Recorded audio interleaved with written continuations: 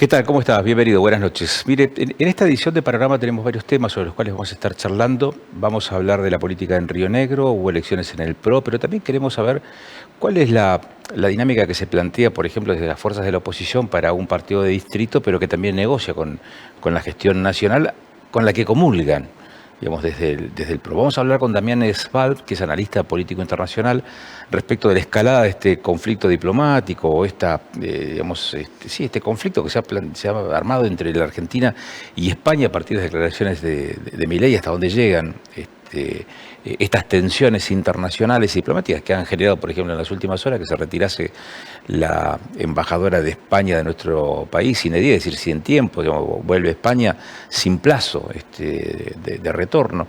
Vamos a hablar del conflicto en Medio Oriente y vamos a hablar también desde el punto de vista neuquino. ¿Qué pasa con el tema obras, infraestructura y particularmente con algunos temas en particular que nos interesan, como por ejemplo el de la prórroga de las represas hidroeléctricas, una decisión que ha tomado el Gobierno Nacional acerca de la continuidad de los contratos para quienes hoy explotan las centrales hidroeléctricas sobre el Limay? Para eso está con nosotros, invitado aquí en el piso, Rubén Echeverri, que es el ministro de Infraestructura de la provincia de Neuquén, a quien saludamos. Gracias, Rubén. ¿Cómo estás? Buenas noches. ¿Cómo estás? ¿Bien? Un gusto ¿Bien? estar acá en el piso al fin contigo, hablando de estos temas tan interesantes y tan queridos o importantes para nuestra provincia, ¿no? Las represas hidroeléctricas, ¿está bien o está...? Digo, ¿es una suerte de no escuchar lo que están planteando las provincias cuando Nación decide prorrogar como están los contratos? No. ¿Y no avanzar en algún otro esquema de participación provincial? No, yo creo que es una cuestión de demoras. Creo que tampoco ellos se sienten cómodos con estas demoras y estas prórrogas sucesivas, porque en definitiva es reconocer la lentitud o no haberlo previsto anticipadamente, sobre todo que esto estaba previsto hace 30 años que iba a ocurrir, ¿no? Entonces, tanto la gestión anterior como esta han demorado, creo, en este caso hoy, por la falta de equipos o definiciones políticas. Si bien no hemos acordado todo con Nación, hemos avanzado, hemos preconformado una mesa de diálogo con Nación en la provincia de Río Negro y Neuquén, que se va a terminar de conformar con una reunión con los gobernadores y el secretario de Energía, Eduardo Rodríguez Chirilo, que es una persona que conoce el tema, que escucha. Si bien en algunos puntos tenemos opiniones o visiones diferentes, sí tiene esa vocación de construir, que creo que es valiosa, así como lo demostró en las conversaciones en el capítulo de hidrocarburos de la ley de bases, y también con el acuerdo que logramos por el gasoducto cordillerano para financiar por parte de las provincias esta obra tan necesaria para tener mayor disponibilidad de gas y más factibilidad en toda la zona cordillerana, desde Chubut, Río Negro y Neuquén. Así que creo que es una falta no de voluntad, sino de tiempos o de haberse dedicado suficiente o haber visto que había otras prioridades, que eran las cuestiones tarifarias, el orden que pretende o el ajuste que pretende llevar a cargo Nación, pero estas prórrogas que ya van hasta su finalización, porque es la máxima posibilidad que tienen de un año hasta el 11 de agosto en 3 de ellas, la verdad que no es una buena noticia. Ojalá que esto hubiese tenido una definición para todos los actores, las provincias, la Nación y también los concesionarios. Tener una previsibilidad siempre es beneficioso. Así que ahora hemos planteado una serie de puntos, estamos conversando con ellos, también hemos conversado, pero viene conversando previamente todos los concesionarios con la Secretaría de Energía de Nación. Así que bueno, esperemos comenzar a acordar varios de estos temas que han planteado las provincias como propietarias de los recursos, que son no se desconoce, y la Nación como inversora en la ejecución de estas represas hidroeléctricas que fueron concesionadas. Una pregunta indiscreta. ¿Conoce la provincia de Neuquén cuánto facturan las represas hidroeléctricas? Las empresas, depende muchísimo la tarifa. ¿Y en qué sentido? Depende de los años, el tipo de hidraulicidad, ¿sí? Pero sobre todo el principal problema que tienen es a cuánto se les factura, que es uno de los principales reclamos que hemos conversado con las empresas. El primer tema es que hoy se le viene reconociendo solamente el precio del agua, es decir, no es la tarifa completa. La energía hidroeléctrica, en este caso, y con centrales de embalse que pueden acumular agua, tiene los triples beneficios, que es energía firme, es decir, está disponible cuando uno quiera, es renovable y a su vez fácilmente de empuntar cuando se necesita potencia. Y a pesar de eso, por ejemplo, tenemos energías renovables, que no son impuntables y solamente están disponibles cuando sopla el viento o el sol, y sin embargo tiene precios a veces de casi el doble o el triple de lo que se reconoce a las empresas hidroeléctricas y por lo tanto las regalías. A ver si lo interpreto, Rubén. Entonces, si las provincias hiciesen cargo o tuviesen otro tipo de participación en la generación hidroeléctrica, no quiere decir que vayan por una baja de la tarifa. Sin duda que no, y ese es uno de los primeros reclamos y parte de lo que se ha consensuado. ¿Cómo se hace entonces esta remuneración, que ha sido irregular? Claro. O sea, yo produzco energía y encima tiene mejor calidad por estas condiciones, ¿por qué me van a pagar menos? Pero bueno, en distintas etapas del gobierno frente al... Pregunto esto, Rubén, porque mucho se dice, no, las represas tienen, que las provincias tienen que tener participación en este tipo de generación eléctrica, ¿para qué? Y para mejorar la tarifa que tienen los usuarios, los consumidores de electricidad en la provincia. Yo creo que, o sea, esta es una cuestión de un flujo de caja, es una energía por una tarifa, que eso te da un flujo de caja, que en realidad es lo que está en discusión. Ahora, si a mí me dan energía gratis o me dan la participación en tantos kilovatios y yo lo regalo, lo cobro a X precio, es equivalente. En definitiva, no se modifica el flujo de caja porque va a ser la generación, ¿sí? El flujo físico de energía va a ser el mismo, depende de la hidraulicidad. Ahora sí, lo que estamos discutiendo es a qué precio me la van a remunerar, porque eso sí ha afectado en los últimos años el precio de las regalías y también la remuneración de las empresas concesionarias. Lo que se pretende es que sea el precio de mercado como estaba previsto inicialmente en la concesión. Es decir, ¿pierden plata las hidroeléctricas hoy? No, los costos operativos son bajos, ¿sí? Y los balances han sido favorables, pero sin duda no era lo previsto hace 30 años cuando apostaron, compitieron e invirtieron en esta concesión. 23 me decía una fuente hoy. 20 facturan, 3 tienen de gasto de mantenimiento. ¿Es así? Probablemente sea así, ¿no? Por eso mismo, lo que pretende Nación hacer es decir, o sea, bueno, ganan 17 sobre 20. Bruto. Ellos pagan ganancias, pagan 17, 12% de regalías, pagan ¿cómo se llama? También los aportes a la ICA, a la ORCEP, ¿no? Tienen sus gastos, es una empresa que ha sido...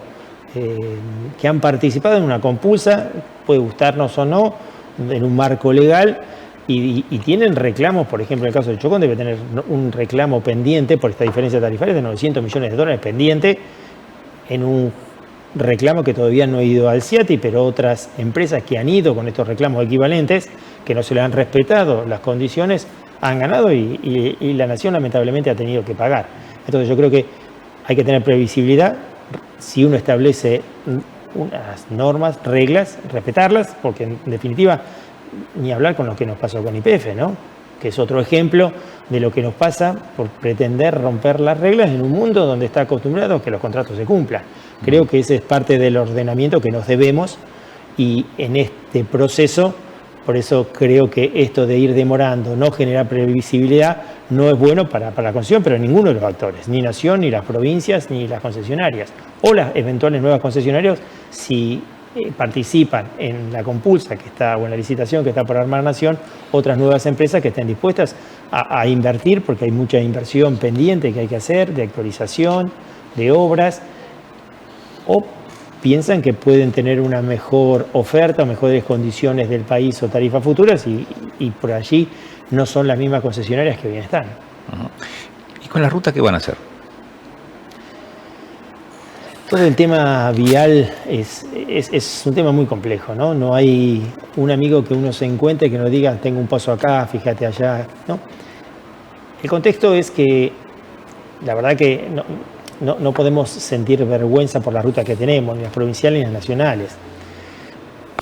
La infraestructura en general tiene esta característica, que es un deterioro muy lento. Entonces, al momento que hay que recuperarlo se necesita mucho tiempo y mucha inversión, como no se da cuenta, ¿no? Como el ser humano no camina, no hace ejercicio y te da el bolvazo y para recuperarse necesitas un gran esfuerzo durante mucho tiempo. El otro punto clave que tienen las rutas son inversiones muy altas, o sea, la infraestructura más costosa, que además se hace en un momento muy corto, donde se invierte, y después durante un periodo muy largo, más allá de los mantenimientos, 30, 40, 50 años, entonces es muy difícil conseguir esas altas inversiones en un corto tiempo y por eso generalmente se necesitan otro tipo de financiamiento para poder realizarlas. Es por eso que es lo que se ha abandonado primero, ¿no? Por eso las rutas que están, no somos los únicos que tenemos esta situación de rutas, ni hablar de las nacionales o muchas otras provincias, cuando nos toca recorrer el país. Entonces, lo primero que queremos hacer es ocuparnos como prioridad. Esto ha sido prioritario, lo mencionó el gobernador Figueroa en el discurso del 1 de marzo. Estamos con una ley de peaje precisamente para que todos aquellos que la utilizan y que se benefician con las rutas sean los que lo aporten, como en cualquier parte del mundo, ¿no? Hemos, por otro lado, priorizado varias de las rutas por primera vez luego de muchos años, y creo que son las únicas en el país que se están haciendo por administración. Vialidad Provincial está ejecutando la ruta 23 de Aluminea a Rahue, ahí hasta Quillén, está la bajada. Está haciendo también el tramo que falta desde Andacollo a Huinganco. O sea, son esfuerzos enormes porque aproximadamente cada kilómetro de ruta es $1,5 millones. Entonces, esto implica, más allá del mantenimiento, montos de inversión muy altas. Así que, y en las rutas nacionales lo que vemos es que Nación viene desinvirtiendo, no viene manteniendo, y ahora con una definición política clara y efectiva, es decir, yo no aporto más. Entonces, frente a esta situación, los gobernadores, tanto de Río Negro y Neuquén, viendo la situación, supongo que vos cuando venís todos los días y atravesar la ruta 22 y ves lo que es, en el caso de Río Negro, creo que inclusive más grave que las situaciones nuestras, pero también pretendemos desarrollar Vaca Muerta. Con estos niveles de acceso de la 151, la ruta 22, es imposible pensar en ese desarrollo exponencial de Vaca Muerta, y por eso los gobernadores decidieron no quedarse con los brazos cruzados esperando que se siga deteriorando y que nadie accione, y han pedido a través de una nota al Administrador General de Vialidad Nacional, decir, bueno, déjame que yo me ocupe. Estos son mis tiempos, es la gente que se accidenta. De 321 incidentes que hubo el año pasado en las rutas nacionales del territorio provincial, 17 muertos y 22 en Río Negro. O sea, es un nivel de gravedad importante, y vemos esta pasividad, demoras, no pago del gobierno nacional. Entonces dijeron, yo me hago cargo, déjame que las pueda mantener, a cambio de eso permitime cobrar peaje en rutas nacionales como paso previo a una posterior, si funciona bien estos acuerdos, y se avanza sobre otras rutas y sobre una provincialización definitiva. Pero lo que vemos es un poco el contexto de los circuitos viales, y por otro lado nos estamos juntando con las empresas petroleras para desarrollar todo lo que llamamos el circuito Petroca o petrolero, es decir, todas estas vías de acceso. Cuando uno va a Añelo, tenemos 1 hora y cuarto para atravesar Añelo, si uno tiene que pasar de la ruta 7 a las 5 para ir a Rincón de los Sauces. Eso implica solo esa demora entre el ralentí del vehículo, el chofer, son 22, 25 mil pesos solamente esa hora que se pierden las empresas o que no ahorran por eso. Entonces, lo que pretendemos que las empresas es que colaboren con parte del ahorro, son las que lo utilizan, las que muchas veces lo deterioran por sobrecarga de los vehículos y los camiones. Entonces, que colaboren con parte de ese ahorro, como en todas partes del mundo. O sea, no creemos que esto es un beneficio para todos, pero también para las empresas, y ni siquiera pedimos un aporte, con un compromiso, de la misma forma que hacen un contrato de transporte en el oleoducto de Oldelval, que están haciendo, y con eso nosotros logramos el financiamiento. Si ponen un compromiso de utilización de la ruta con ciertas tarifas de peaje, creemos que eso se pueden reactivar e iniciar estas obras tan necesarias muy prontamente. Rubén, 2 números. ¿Cuántos kilómetros de ruta piensan hacer y cuánta plata requieren? Estamos pensando en un programa de unos 550 kilómetros nuevos, ¿sí? Más varias que hay que repavimentar. ¿En qué ¿Cómo plazo? se está haciendo? 550 kilómetros, ¿en cuánto tiempo? En estos 4 años. 4 años. En estos 4 años, sí.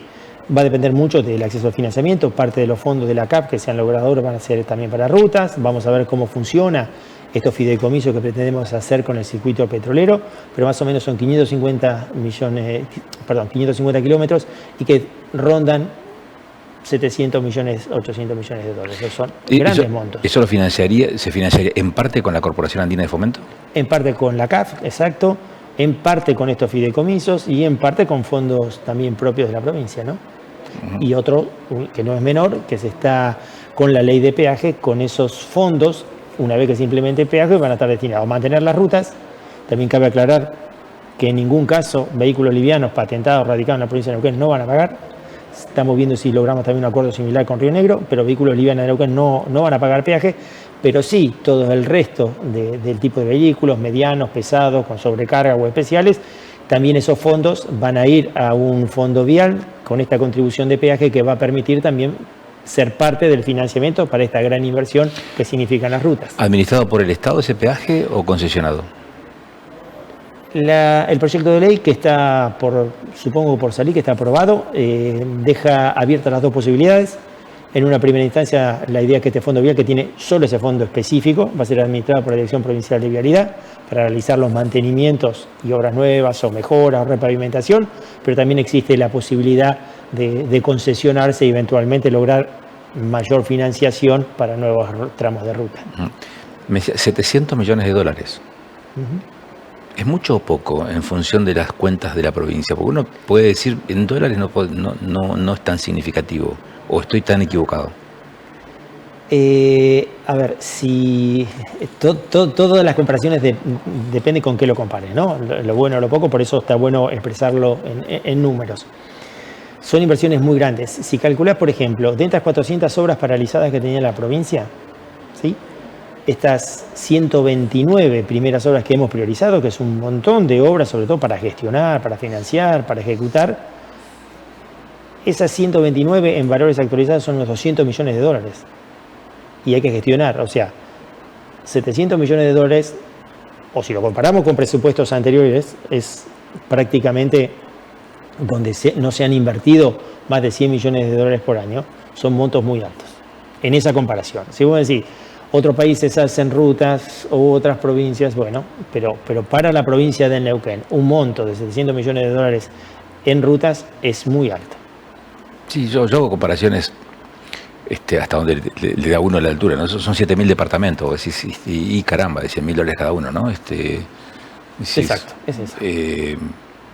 ¿Qué tan lejos estamos en Neuquén de hacer 7.000 casas o 7.000 departamentos? Sí, con la diferencia que el tiempo de ejecución y de recupero o de utilización es más rápido, y también el tema de dispersión de riesgo también es mucho menor en 7.000 departamentos. Claro. Por eso son inversiones distintas en cuanto a que esto es infraestructura netamente pública, más allá de cómo se financien, y el tiempo de ejecución, sobre todo de recupero, es muy largo. ¿Cuánto van a poner las empresas? ¿Cómo? ¿Cuánto van a poner las empresas petroleras? ¿En monto? Nosotros estamos pretendiendo, una vez que se establezcan los niveles tarifarios de las contribuciones de peaje, es X cantidad de peaje durante tantos años, y eso aportarlo a un fideicomiso que permita financiarlo. O sea, ni siquiera estamos pidiéndole plata. La prioridad entonces, rutas, y la segunda prioridad. No es la primera, fue el primer tema que vos me comentaste. ¿Y cuál es la primera? Hoy es educación sin duda, de estas obras que ya salió el decreto reglamentario de la Ley de Reactivación de Obras Públicas, salió este fin de semana, ya firmamos 2 escuelas ayer de reinicio, tenemos 26 listas para firmar esta semana, de las cuales 18 son de educación, es decir, el 70% de estas obras son de educación. Rubén, vos calculemos que tenemos obras paradas hace 8 meses, que no se han pagado, que se han pagado anticipo y que no han comenzado, 50 de ellos, o sea, es realmente una situación muy compleja la que se ha recibido, en cuales ni siquiera muchas veces había ni siquiera información, ¿no? Hay temas que son recurrentes. Uno habla con determinadas personas y normalmente suelen insistir sobre ciertas temáticas. Y en la agenda periodística y en la agenda política, el tema de la infraestructura escolar siempre está presente, todos los años está presente. Particularmente a principio de año, ¿no? Cuando vos estás como por comenzar o comenzó el ciclo lectivo, decís, no, pero falta infraestructura, porque falta acá una hora. Es un tema, hace años que viene siendo el tema de infraestructura escolar, que viene siendo ese tema de permanencia continua, sin dilaciones en la agenda periodística y en la agenda política. Porque siempre se trabajó mal, porque nunca se le dio la entidad necesaria, ¿por qué? Creo que hay una suma de factores entre eso que vos bien mencionás. Creo que no ha habido previsión. Creo que el Estado ha actuado muchas veces por impulso, cuando viene el problema se resuelve y después se olvida, no ha habido planificación. Y por otro lado, el crecimiento de la materia, calculé que Neuquén, por ejemplo, Vaca Muerta ha crecido 40% en los últimos 10 años de población, ¿sí?, frente a un 10% que ha crecido el resto del país. O sea, la demanda va creciendo y siempre, viste, como el adolescente que siempre le queda el zapato chico, ¿no? Entonces, se suben estos factores, por eso, ¿cuál ha sido la definición política del gobernador? Ocupémonos de urgente, mantenimiento de escuelas sigue como está. Tratemos de terminar para poder empezar la mayor cantidad de escuelas posibles. En esta prioridad de escuelas, de obras paralizadas a reiniciar, nos focalizamos en escuelas. Por eso, de estas 26, o sea, son 43 priorizadas, de las cuales 26 ya están listas para comenzar. Fue la primera que se firmaron ayer. Y por otro lado, tenemos todo un plan para aquellas que se puedan terminar antes del inicio escolar. Obviamente que algunas que están por iniciarse, que son nuevas necesidades y se licitan ahora, no va a estar para el año que viene, ¿no? Entonces, pero se está haciendo todo un plan, estamos trabajando en infraestructura con el Ministerio de Educación para que esto, que es recurrente, tratar de que sea lo menos grave posible a la medida que transcurre el tiempo. Pero siempre las necesidades son infinitas, son mucho más grandes que los recursos, que también hay que dosificar y priorizar y ordenar. O sea, y en eso, la primera pregunta que vos me decís, que es un anticipo al plan de Edificamos Neuquén, que vamos a presentar el plan de infraestructura muy pronto, la prioridad es agua y energía eléctrica. Energía eléctrica, la provincia, si bien la tarifa no es de la más baja del país, en cuanto a la prestación y servicio alcanza prácticamente casi toda, el gran porcentaje, pero tenemos un déficit muy grande en agua y saneamiento, para nosotros son las prioridades que queremos establecer. Con lo cual, gran parte de la infraestructura, el desarrollo, la inversión que va a hacer el gobierno en los próximos años va a estar enfocado en eso, agua y saneamiento. ¿Y eso implicaría avanzar también en un convenio entre el EPAS y la ciudad de Neuquén, no? Ahí, cuando nos consultaba el gobernador sobre esto, creo que esto requiere una definición política del gobierno municipal y del gobierno provincial.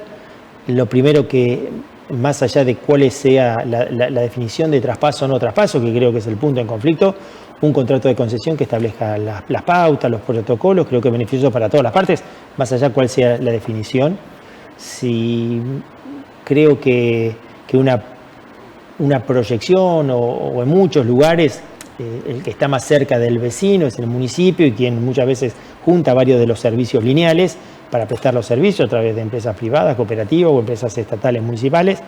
En este caso siempre ha habido, y muchas veces, o en los últimos años, ha habido diferencias políticas. Me acuerdo cuando estaba Quiroga y Zapá Gutiérrez, entonces siempre había un conflicto detrás que no sabía si era económico, político, conceptual. Creo que hoy están dadas las condiciones para trabajar en pos de eso.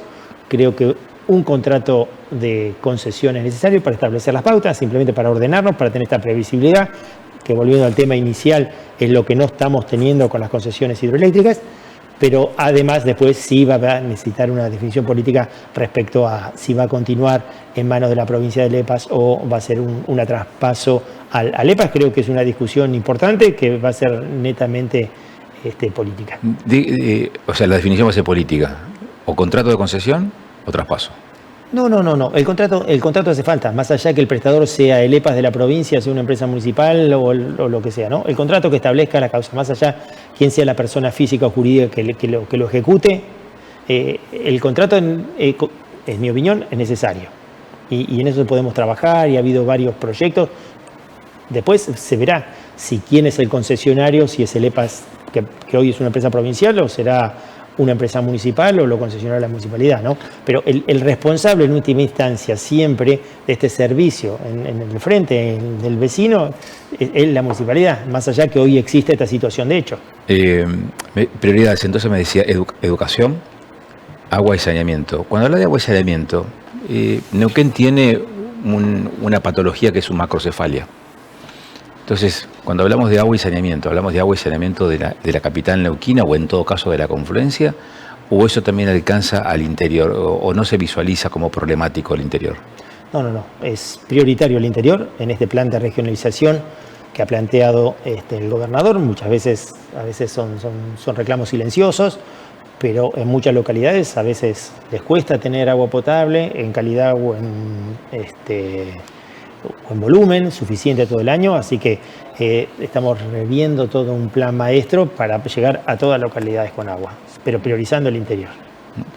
Los servicios domiciliarios, yo sé que esto corresponde mucho quizás a los municipios, pero se dan esas paradojas que se vive en una provincia productora de energía y la energía es carísima, o cara, o onerosa, o elevada, costos elevados en términos comparativos con otros distritos. Se produce gas y tenés sectores que no tienen acceso, digamos, a la red de distribución de gas, quizás por este crecimiento tan espontáneo que está teniendo Neuquén.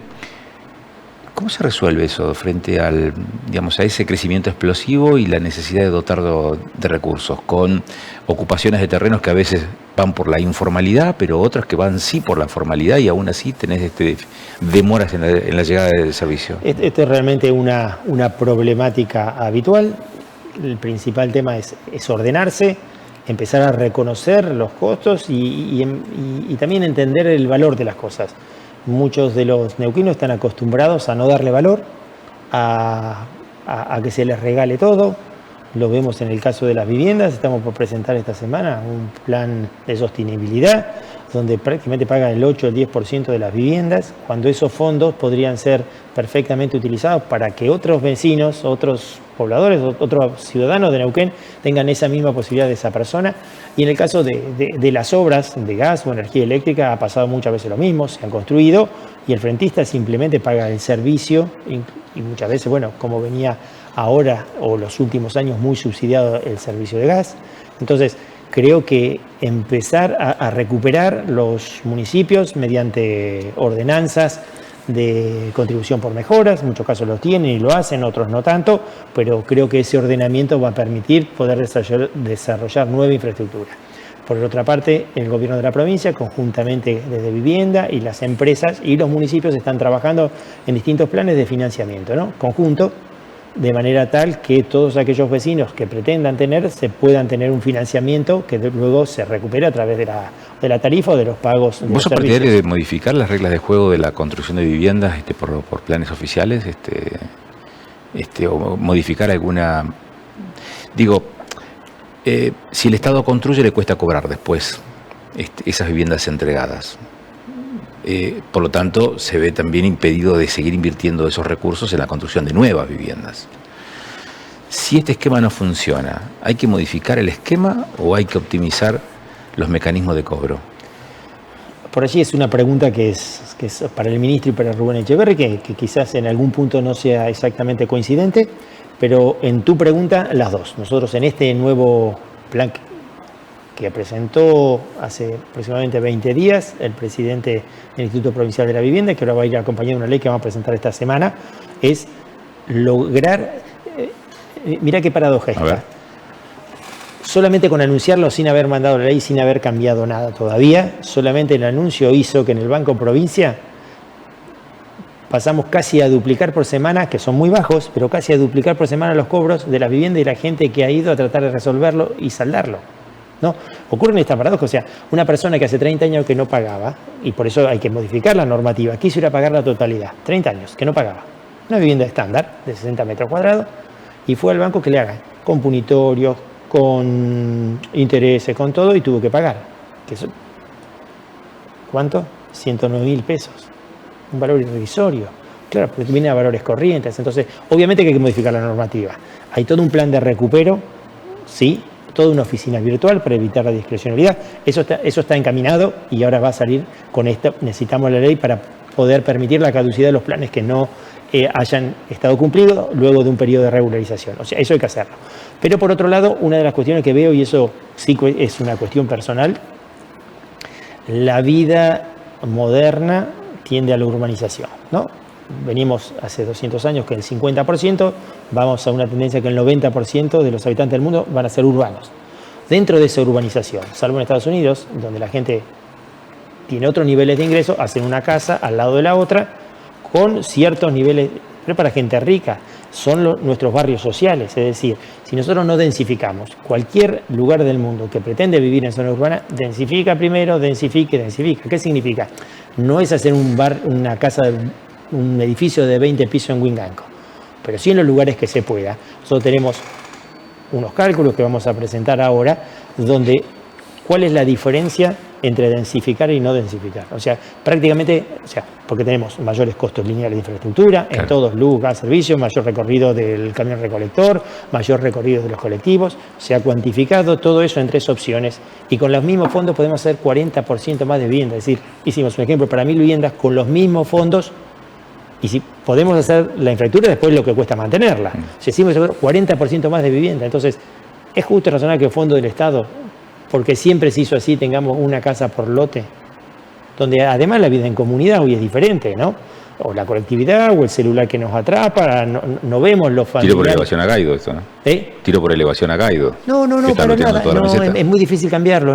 Por eso dije, el primer tema que es una cuestión personal. Sí, hice la aclaración precisamente por eso, pero la gente lo que quiere, porque siempre y nadie le contó que si lo hacía diferente podía beneficiar al 40% más de las personas que hubiesen sido beneficiadas con los mismos fondos. Entonces, ¿pero por qué nadie se lo explicó? Porque hay mucha gente que lo entiende, mucha gente que es solidaria. Y en este programa de sostenibilidad lo que están apostando es a esto, a ser solidarios, porque aquel que resultó beneficiario, que otro neuquino también pueda tener lo que él disfrutó. Rubén, muchas gracias por este tiempo, generoso de tu parte. Por favor, muchísimas gracias por el contacto y bueno, hasta cualquier momento. Nosotros vamos a la pausa, cuando volvamos tenemos temas internacionales y también política regional para charlar aquí en Panorama.